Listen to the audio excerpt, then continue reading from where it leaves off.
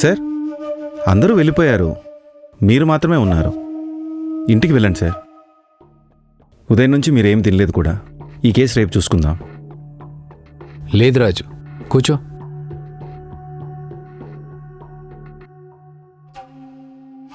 ఈ కేసు చాలా ఇబ్బంది పెడుతుందయ్యా. జనరల్గా ఎవరినైనా చంపాలనుకుంటే 4 కారణాలుంటాయి. నంబర్ 1, డబ్బు.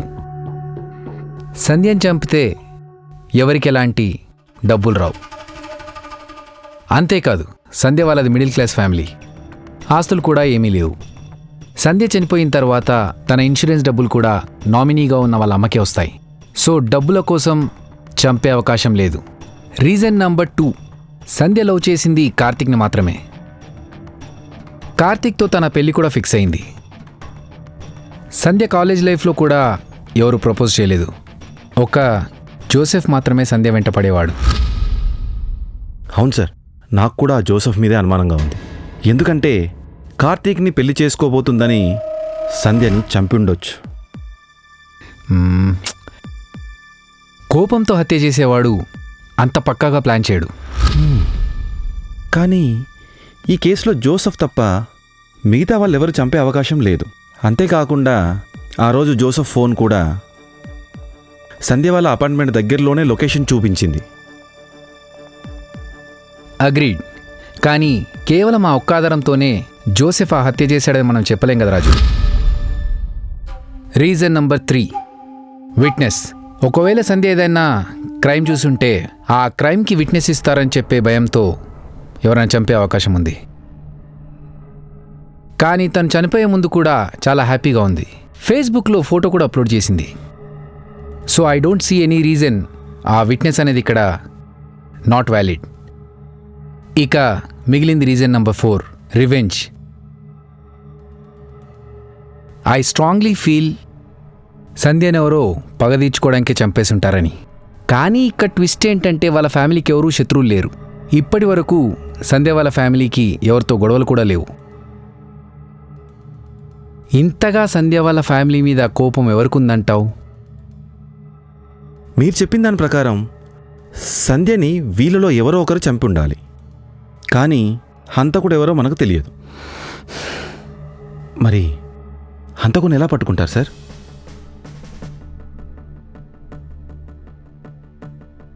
పట్టుకుందాం. దానికి నా దగ్గర ఒక ఐడియా ఉంది.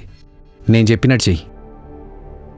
ఈ కేసులో ఇప్పటివరకు మనం ఇన్వెస్టిగేషన్ చేసిన వాళ్ళలో రాహుల్, రేఖ, జోసెఫ్, సంధ్య వాళ్ళ నాన్న, వీళ్ళ నలుగురికి ఫోన్ చేసి నా దగ్గర వాళ్ళకు సంబంధించిన సాక్ష్యాలున్నాయని చెప్పు.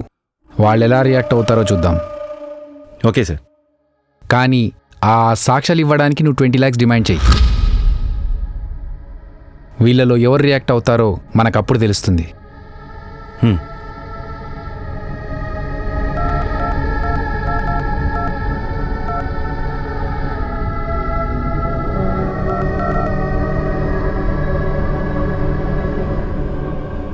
నేను సంధ్యను చంపలేదు. మీ దగ్గర ఎలాంటి సాక్ష్యాలున్నా నాకు భయం లేదు. సంధ్య చనిపోయిన రోజు నేను అసలు సంధ్యను కలవలేదు. అలాంటప్పుడు నాకు వ్యతిరేకంగా సాక్ష్యాలు ఎలా దొరుకుతాయి? మీకు ఎలాంటి సాక్ష్యాలు దొరకలేదు, మీరు అబద్ధం చెప్తున్నారు. మీరు నమ్మకపోతే నాకు ఎలాంటి నష్టం లేదు. ఈ సాక్ష్యాలన్నీ మా సార్కి ఇచ్చేస్తాను. వద్దొద్దు, నేను ఒకసారి మిమ్మల్ని కలుస్తాను. ఎక్కడ కలవాలో చెప్పండి. నైట్ 8 o'clockకి రెడ్ చిల్లీ దగ్గర కలుద్దాం. ఓకే, తప్పకుండా. కానీ అప్పటి వరకు దీని గురించి మీ సార్కి ఏం చెప్పకండి. ఓకే.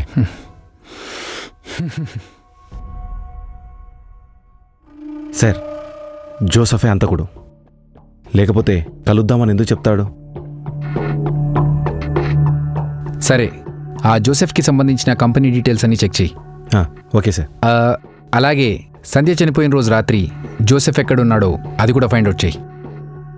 వెళ్ళా పని మీద ఉండు. Okay sir. For more updates, like, comment, subscribe to our channel. Hey darlings, గంటని click చేయడం మర్చిపోకండి.